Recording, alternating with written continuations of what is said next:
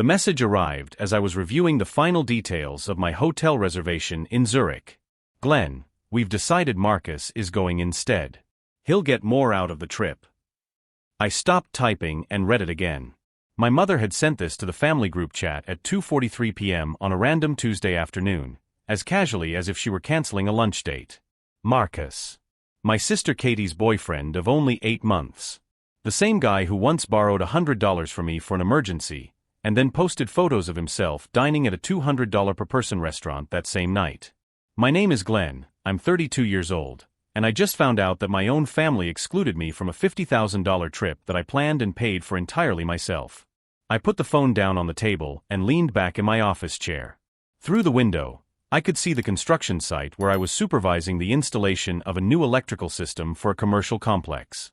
3 years of building my electrical engineering company from the ground up, working 70 hours a week, saving every penny. All for this moment. A dream trip to Switzerland with my parents and my sister. First class on Swiss Air, a 5-star hotel in St. Moritz, helicopter tours of the Alps, dinners at Michelin-starred restaurants. The perfect retirement gift for my father, who spent 30 years installing heating systems in freezing basements in Chicago. I opened the airline app. There it was, 4 first-class tickets, $25,000 in airfare alone. 10 days in a hotel, another $15,000. Private tours, restaurants, travel insurance. Every penny coming out of my bank account. I picked up my phone again and reread the message. There was no apology. There was no explanation. Just a decision made without me, about a trip paid for by me, excluding only me. I took a deep breath and opened a new spreadsheet on my computer. At the top, I typed Swiss recovery. Below, I began to list every reservation, every payment, every detail I had meticulously organized over the past 3 months. Next to each item, I wrote one word, mine. Then I opened a second tab and typed family history. I began to write down everything I had lent over the past few years.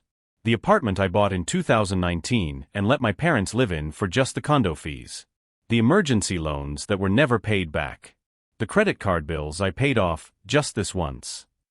They always had perfect excuses. An unexpected medical bill. The car that broke down. The promise that they would pay me back as soon as their situation improved. Marcus came into our lives like a seller of cheap dreams. He wore suits that looked expensive but were bought at outlet stores, drove a rental car he pretended was his, and talked about investment opportunities that always needed money from others to work. Katie fell in love with a version of him that existed only on social media. Photos at expensive restaurants he didn't pay for, trips financed by credit cards that were already maxed out, gifts bought with money borrowed from family. When I announced the trip to Switzerland at Sunday dinner, I saw my father's eyes light up for the first time in years.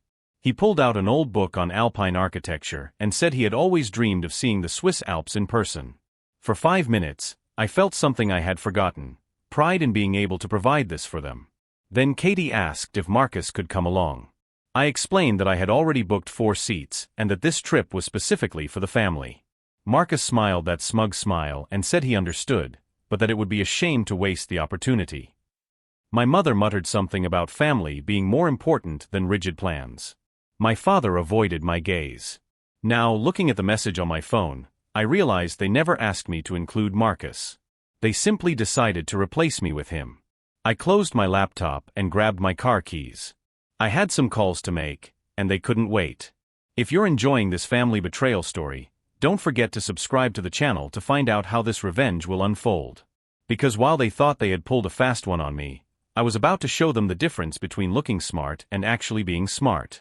The first thing I did was call the hotel in St. Moritz. I'd like to confirm that you allow check-in without the person who made the reservation, I asked the receptionist in English. I'm sorry, sir, but our policy requires identification from the main guest upon arrival. It's a matter of security and Swiss regulations. Perfect. I hung up and opened my file on Marcus Thompson. Yes, I had a file. 3 pages of notes accumulated over 8 months of watching this parasite infiltrate my family. Marcus came into our lives last Christmas, introduced by Katie as her business partner on a sustainability consulting project. He wore a fake Hugo Boss suit, I knew because I owned the real thing, and drove a rented BMW that he strategically parked in front of my parents' house. During dinner, he monopolized the conversation by talking about his connections in Chicago, mentioning names of executives anyone could find on LinkedIn. When my father asked about his current job, Marcus smiled and said he was between projects, focusing on high-impact opportunities. Translation: unemployed. But what bothered me most wasn't the cheap arrogance or the obvious lies. It was the way he studied our house during dinner. His eyes catalogued every detail, from my father's Swiss watch to my mother's jewelry to the photos from our family trip to Napa Valley. He was taking inventory. In the months that followed, Marcus became a constant presence. He always showed up for dinner, always with a new story about important meetings that never materialized into contracts. Katie defended him with the ferocity of someone trying to convince herself. "He's waiting for the right offer," she would say when my mother asked subtly about his career plans.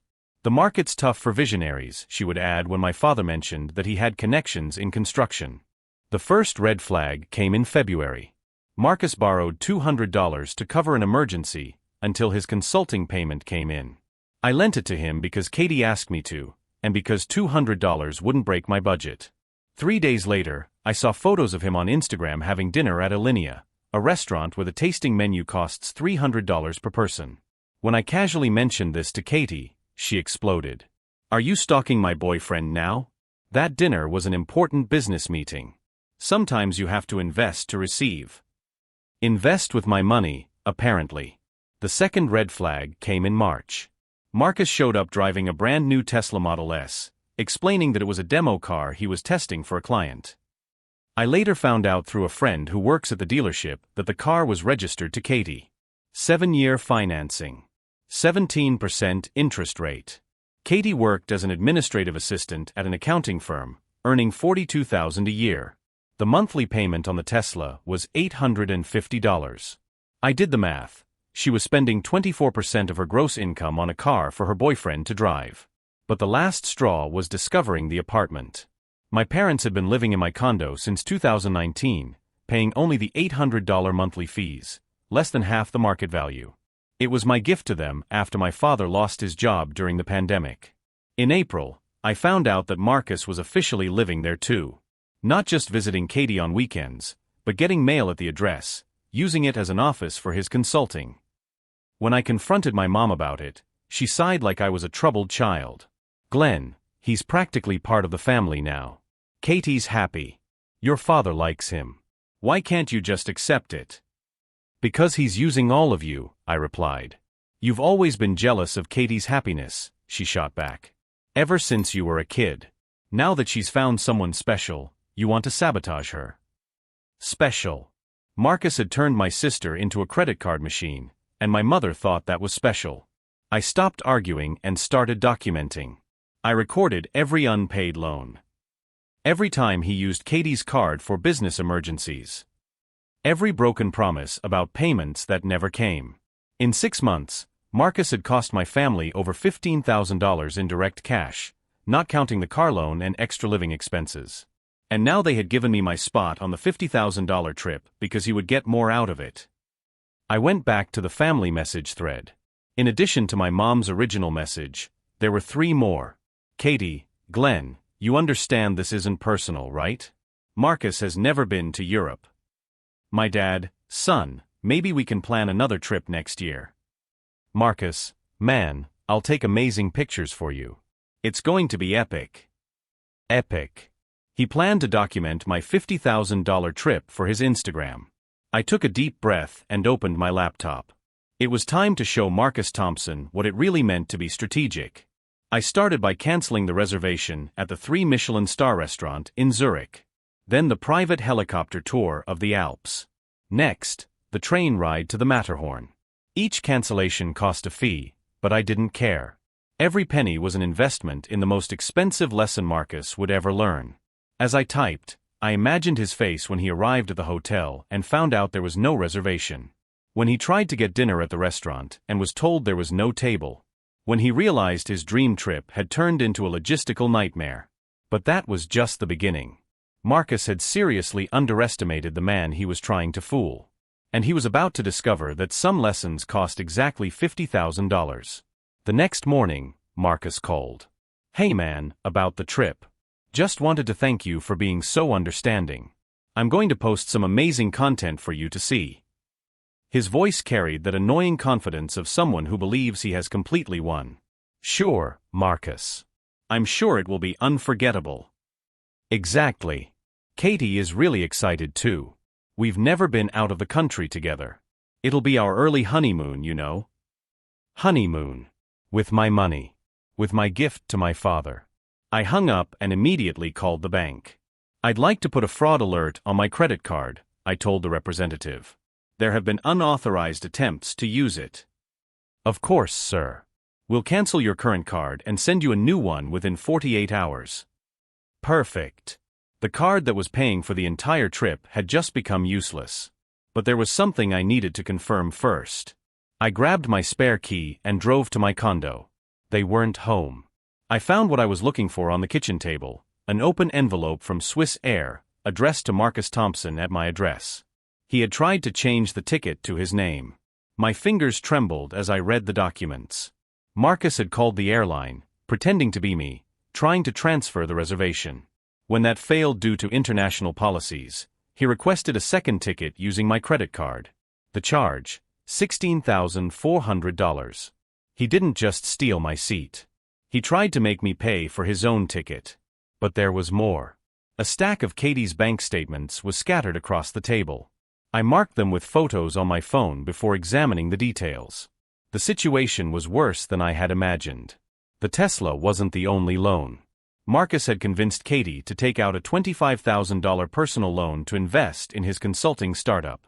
Money that disappeared into operating costs and networking expenses.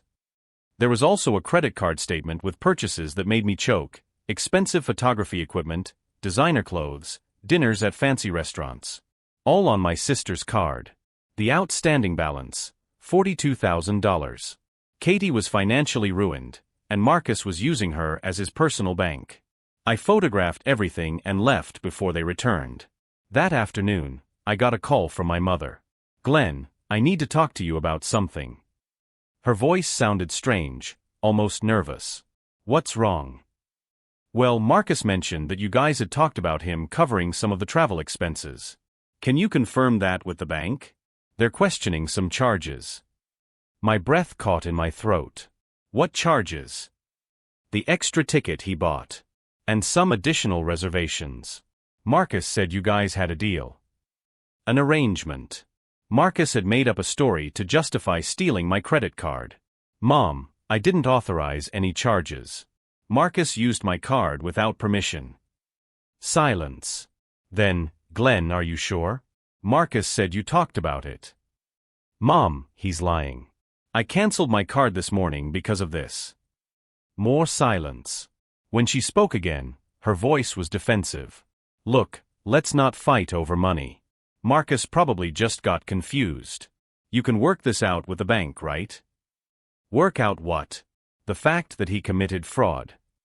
"Don't be dramatic, Glenn. It's just a misunderstanding.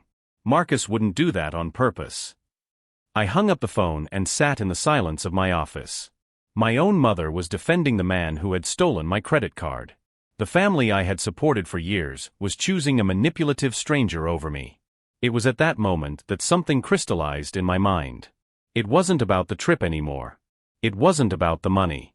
It was about years of disrespect, manipulation, and exploitation that I had tolerated in the name of family love. Marcus had crossed the line. And my family had chosen his side. I opened my laptop and created a new file, Operation Consequences. I started listing everything. Every unpaid loan. Every lie. Every instance of manipulation. Every document I had photographed. Then I created a second list, helpful contacts. I included the number of the private investigator I had used to run background checks on employees. The financial fraud lawyer I had met at a conference. The forensic accountant who had audited my company the previous year. Marcus thought he was playing chess, but he had seriously underestimated his opponent. He saw a generous man and mistook generosity for weakness. He had spent months studying my family, mapping our vulnerabilities, exploiting our dynamics. But I had spent those same months watching him. And unlike him, I had real resources. Real connections. and a patience that he was about to discover was far more dangerous than any outburst of anger. I picked up the phone and dialed the first number on my list. Morrison Investigations, good afternoon. Hello, this is Glenn Chambers.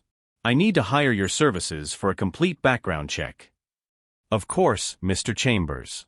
What kind of information are you looking for? Everything. Criminal, financial, employment history. And I want it all legally documented. Understood. What is the name of the individual? Marcus Thompson. And it's urgent. As I passed on the details I had about Marcus, I felt something I hadn't felt in months: control. Marcus had spent so much time manipulating my family that he forgot one fundamental thing about me. I built a company from the ground up in a competitive industry. I deal with million-dollar contracts. I manage complex projects with dozens of variables. And now he had become my most important project. When I finished the call, I opened my calendar and marked the date of the trip with a simple note: Revelation Day. Marcus was about to learn the difference between looking smart and actually being strategic. And my family was about to learn that generosity is not synonymous with stupidity. The investigation into Marcus arrived on Thursday morning, 48 hours before the trip. 217 pages of documentation that turned suspicions into devastating certainties. Mr. Chambers, Detective Morrison said on the phone, this report is one of the most comprehensive I've ever produced. I suggest you review it carefully. I opened the PDF file and began to read. Marcus Thompson wasn't just a con man, he was a professional financial predator. Criminal history: 2 counts of financial fraud in Illinois, 1 conviction for embezzlement in California. He had changed his name twice in the last 10 years. His real name was Michael Torres. Employment history: fired from 3 companies for financial irregularities. The most recent had been a tech startup where he convinced investors to deposit $50,000 into a personal account that disappeared when the company closed. The pattern was always the same. He identified vulnerable women, built relationships based on elaborate lies, and systematically drained their financial resources before disappearing. Katie was the 7th documented victim. But there was something different this time. Instead of running away after a few months, Marcus had stayed. And that told me one thing: he wasn't done bleeding our family dry. The last page of the report included recent surveillance photos. Marcus entering a bank on Tuesday. Marcus leaving a law office on Wednesday. Marcus having lunch with a man the report identified as Roger Klein, a known associate in money laundering schemes. They were planning something bigger. I closed the report and called my lawyer. Micah, I need you to prepare a full criminal complaint. I have enough evidence. What kind of evidence? Fraudulent use of a credit card, identity theft, multiple breaches of fiduciary trust, and an extensive criminal history that my family is unaware of. Glenn, this is serious. Are you sure you want to go through with this? Absolutely. And Micah? I need it filed on Monday, while they're in Switzerland. As I was organizing the legal documents, my phone rang. It was Katie. Glenn, can you lend me another $2,000? Marcus needs it for some professional equipment for the trip. Professional equipment. To document my stolen $50,000 trip. Equipment for what, exactly? Cameras, drones, editing equipment. He's going to create premium content from our trip. It could turn into a business, you know. A business. She really believed that Marcus was a visionary entrepreneur rather than a documented criminal. Katie, can I ask you a question? Have you looked into Marcus's past online? Look into it? Glenn, that's invasion of privacy. Relationships are based on trust. What about the loans you've made to him? The credit cards in your name? Silence. Then, how do you know about that? Because I care about you. And I'm worried. Worried or jealous? Marcus said you've always been possessive of the family. That you use money to control people. Marcus had predicted I would interfere. And he had planted defensive narratives in my sister's mind before I even reacted. Katie, how much is his total debt? That's none of your business. $78,000, I said calmly. Including the cards, the car loan, and the personal loan you took out last week. Absolute silence. Glenn, How did you? Because unlike Marcus, I actually care about your well-being. And this man is destroying you financially. You're lying. Marcus loves me. We're building a future together. Katie, his real name is Michael Torres. He has a criminal record. 2 convictions for financial fraud. The call ended. 5 minutes later, Marcus called me. Man, what the fuck are you making up about me? His voice had lost all pretense of cordiality. Now I was hearing the real Marcus, aggressive, desperate, cornered. I'm not making anything up, Michael. The silence that followed told me everything I needed to know. Listen here, Glenn, he finally said. I don't know what game you're playing, but you're playing with fire. Katie is my fiancée. This family has accepted me. You're the one being problematic. You're being the problem? You stole my credit card. That was a misunderstanding. Your mother authorized it. My mother doesn't have access to my credit card, Marcus. And the FBI takes fraud very seriously. The FBI? His voice rose an octave. You're being dramatic. This can be worked out between us. It can indeed. You can confess everything to Katie and my parents. You can pay back every penny you stole. And you can leave our lives voluntarily. Or what? Or Monday morning, while you're figuring out where to stay in Zurich, the police will be knocking on the door of the apartment you're illegally occupying. Marcus hung up. 15 minutes later, my mother called. Glenn, Marcus told me everything. Did you hire a private investigator? Are you stalking your sister's boyfriend? Mom, did you read the report? I'm not going to read fabricated lies. Glenn, this has gone way over the line. You're trying to destroy Katie's happiness out of pure jealousy. Jealous of a convicted criminal? Criminal? Glenn, stop this. Marcus explained that it was just legal misunderstandings. Young entrepreneurs face regulatory challenges all the time. Regulatory challenges. She had turned felony convictions into regulatory challenges. Mom, don't you find it strange that he doesn't have a steady job but always has money for expensive restaurants? He's an entrepreneur, Glenn. It's different from having a traditional job. With whose money? With investments. He's waiting on some big returns. Investments. Marcus had convinced my mother that stealing money from the family was entrepreneurship. That night, as I finished organizing the legal documents, I received a message in the family group chat. It was a photo of Marcus at the airport, holding the tickets, smiling broadly. The caption read, "Off on the adventure of a lifetime. Thanks, Glenn, for being so generous." He had posted it in the group where I could see it. He was deliberately taunting me, flaunting his victory.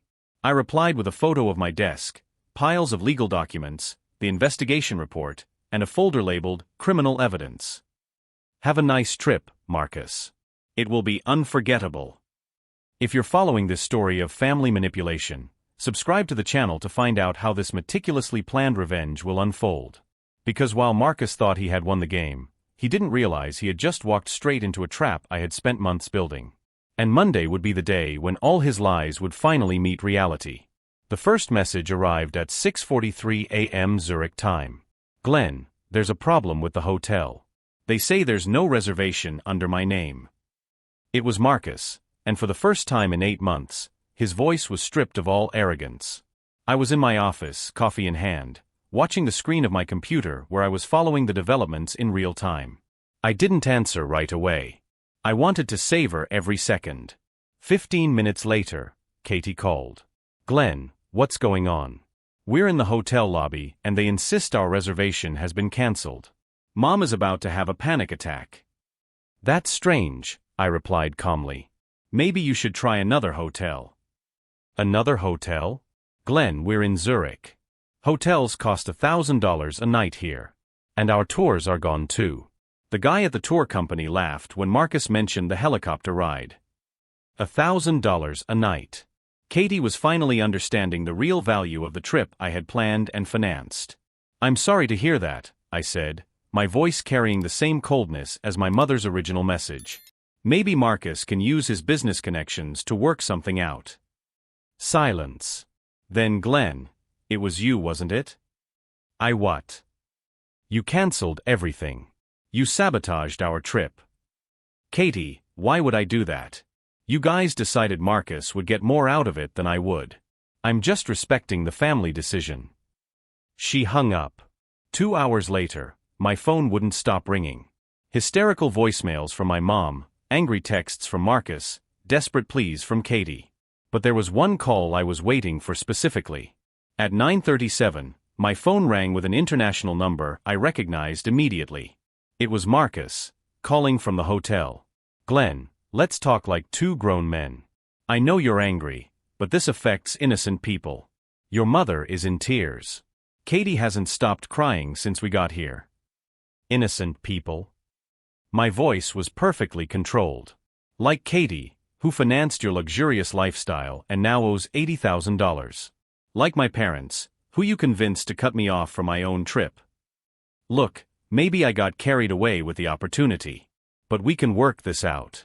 You call off this childish revenge, and I promise to settle the score with everyone. Settle the score? I started to laugh. Marcus, you mean Michael Torres?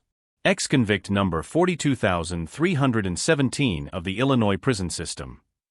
The silence that followed was absolute. That's right, I continued. I know who you really are. I know about Jennifer Morrison in San Diego, whom you left with $50,000 in debt. I know about Amanda Chun in Portland, who lost her house because she trusted you. I know about the money laundering scheme with Roger Klein. I don't know what you're talking about, he muttered, but his voice was shaky. Yes, you do. And you know why? Because while you were thinking you were the smartest man in the room, I was documenting your every move. Every lie. Every crime. Glenn, you don't understand the situation. I understand perfectly. You're a financial predator who identifies vulnerable families and systematically drains them. The difference is that this time you picked the wrong family. I heard voices in the background, my mother yelling something about finding another hotel, Katie crying in the lobby. What do you want? Marcus finally asked. I want justice. And on Monday morning, Chicago time, you're going to get it. What justice? At 9 o'clock, the Chicago police will be knocking on the door of my condo with an arrest warrant. Burglary, financial fraud, use of forged documents. But don't worry, you won't be there to get arrested. Her breathing became heavy. You're bluffing. I am? As we speak, my lawyer is delivering a complete 217-page dossier to the district attorney, including your recorded conversations with Roger Klein about money laundering. What recorded conversations? The ones my investigation company picked up during 3 weeks of surveillance. Turns out, when you meet Klein at that cafe on Michigan Avenue every Thursday at 2 p.m., you're not as discreet as you think. That's illegal. You can't record me without consent. I can when there's suspicion of criminal activity. And Michael, you're on federal territory now. Electronic fraud across state lines is the responsibility of the FBI. I heard something fall on the floor, probably him dropping the phone. Glenn, her voice was almost a whisper now, we can work something out. I'll disappear from your family's life. I'll never come back. I promise. Too late for deals, Michael. You had 8 months to do the right thing. You chose to steal $50,000 from me. 50,000? Man, I didn't even spend 50,000. I'm not just talking about the trip. I'm talking about everything. The free apartment for 8 months, $16,800. The loans you never paid back, $7,400. The Tesla loan Katie took out for you, $22,000. The credit cards in her name, $18,000. My credit card that you fraudulently used, $16,400. I paused to let the numbers sink in. Total, $86,000. Not counting interest and damages. I didn't know you were adding everything up. Of course we did. I'm an engineer, Michael. I document everything. At that moment, I heard my mother picking up his phone. Glenn, for God's sake, stop this. We're stuck in a foreign country without enough money. Mom, you have credit cards. You have phones. You're adults. You're being cruel. This isn't the man I raised. No? Then what kind of man did you raise? The one who works 70 hours a week to pay everyone's bills? The one who buys apartments for his parents to live in for free? The one who plans and finances $50,000 trips as gifts? That's different. It's different because now you have to face the consequences of your own choices. You chose Marcus over me. You chose a criminal over the son who always took care of you. Criminal? Glenn, you're exaggerating. Mom, his real name is Michael Torres. He has a criminal record in 3 states. He has 2 convictions for financial fraud. Do you want me to email you a copy of the documents? Total silence. My God, she whispered finally. Now you'll find out what it means to travel without the son who's always been treated like the family bank. Marcus took the phone back. Glenn, if you stop this now, I'll tell them everything. I'll tell them about my past, about the money, everything. And I'll disappear. No. Why? Because on Monday morning, when the police knock on your door and find out that you fled the country after I presented the evidence, it becomes an international fugitive case. And Michael? There's no deal when you add international fugitive to the charges. The call ended. 15 minutes later, I received a bank transfer for $700, apparently all the money Marcus had available, with a note, "Please, Glenn. Have mercy." $700. After stealing more than $80,000 from my family. I returned the money immediately with a note, "Save it for bail." That afternoon, I received the confirmation I had been waiting for. The district attorney had accepted the case. The warrants would be issued Monday morning. But there was one last surprise that even I didn't expect. My phone rang with a call from a number I didn't recognize. Mr. Chambers? This is Special Agent Monica Rivera, FBI. We'd like to talk to you about Michael Torres. Mr. Chambers, the Torres case has become a federal priority, Agent Rivera said. Your evidence has led us to a fraud ring operating in 12 states. We need your cooperation. It was Monday morning. While Marcus was stuck in Zurich with no resources, discovering he had no way to get home, the FBI was turning my personal vendetta into a federal operation. How many victims have you identified? 62 women in the last 6 years. Financial losses totaling $2,400,000. $2.4 million. Marcus wasn't just a con man, he was a predator on an industrial scale. Is he working with a network? Yes. Roger Klein is just the beginning. We have evidence that Torres is part of a coordinated operation that specifically targets upper-middle-class families. They study their victims for months before they strike. On Wednesday, I got the call I had been waiting for. Glenn, please help us. It was Katie, her voice broken with tears. We're at the American consulate. Marcus, he's gone. He took our passports and all the money we had. Where did he go? We don't know. He said he was going to the bank to exchange money and never came back. We found the passports in the hotel trash, torn up. Glenn, we have no way to get home. For the first time in a week, I felt something resembling compassion for my sister. Katie, I need you to listen to me very carefully. Marcus's name is Michael Torres. He's a career criminal with a record in 3 states. You weren't his first, and you wouldn't have been his last. Dead silence.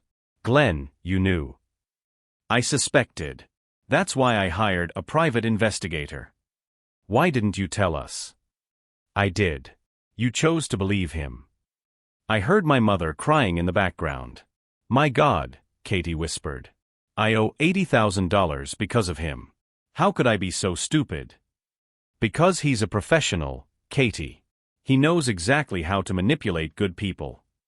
Glenn, can you help us get back? I know I don't deserve it, but it's already taken care of. I wired the consulate 2 hours ago.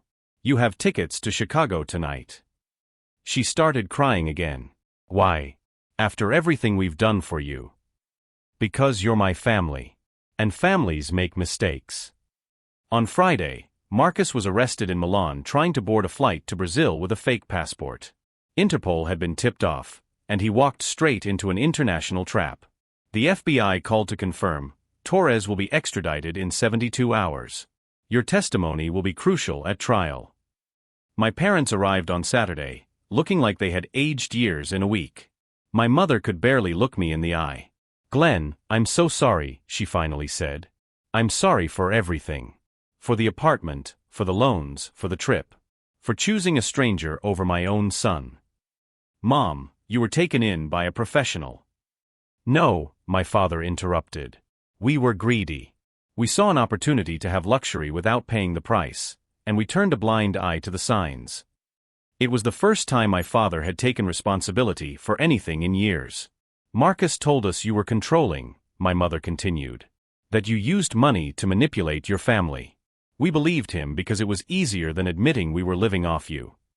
And now we know the difference between generosity and control. You gave us everything and never asked for anything but respect. We gave you in gratitude." Katie arrived on Sunday, financially ruined but more emotionally lucid than I had seen her in years. "Glenn, I'm filing for bankruptcy," she said. "But first I want you to know, I'm going to pay you back every penny I can. Even if it takes 10 years. "Katie. No. You warned me, and I didn't listen. You protected me even when I attacked you. You saved our family even after we betrayed you." She handed me an envelope. "What's this?" "Every document Marcus made me sign. Every loan, every contract. I want you and the FBI to have everything." 3 months later, in federal court in Chicago, I watched Michael Torres get sentenced to 16 years in prison for wire fraud, money laundering, and criminal conspiracy. 62 victims testified. Some lost their homes. Others lost their retirement. One woman lost custody of her children because Marcus drained her account and she couldn't pay child support. When it was my turn to speak, I looked at him for the first time since Switzerland. "Your Honor, Michael Torres didn't just steal money from my family. He stole our trust. Our ability to believe in each other. That is irreparable." Michael looked at me with pure hatred. But today, seeing all these brave women telling their stories, I realized that our experience had a greater purpose. It helped stop a predator. After the sentence, Agent Rivera approached me. "Mr. Chambers, we would like to offer you an advisory position with the FBI. Your analytical profile and attention to detail would be valuable in financial fraud cases." I politely declined. I had already found my new purpose. A year later, I opened the Chambers Foundation for the Prevention of Financial Fraud. We offer free consulting to families who suspect they are being financially manipulated. Katie works with me now. She understands the tactics of predators like few others. Her experience has become the most powerful tool in helping other victims. My parents paid for the condo in cash with my father's retirement money. They insisted. They say sleeping in a house you own is sleeping with dignity. Last week, I received a letter from prison. Michael Torres, trying one more manipulation, offering valuable information in exchange for a recommendation for parole. I tore it up without reading it completely. Yesterday, I found Katie organizing files for a new case, a 52-year-old woman being manipulated by a financial advisor who seemed too good to be true. "This guy looks familiar," Katie said, showing me a photo. "I swear I've seen this tactic before." I smiled. Katie has developed an uncanny instinct for identifying predators. What's the plan? Document everything, alert the authorities, and protect the family before it's too late. Before it's too late. The phrase that summed up our new mission. The sweetest victory wasn't seeing Marcus in prison. It was realizing that our family came out stronger, more united, and more aware. We turned our worst experience into fuel to help dozens of other families. If this story of family manipulation and clever revenge touched you, subscribe to the channel for more stories about how justice, even if delayed, always finds its way. Marcus tried to destroy us, but all he did was show us our true strength. The last time I heard from him, he was still in federal prison, filing appeals that will never be accepted. Me? I'm here, saving the next family he'll never be able to hurt.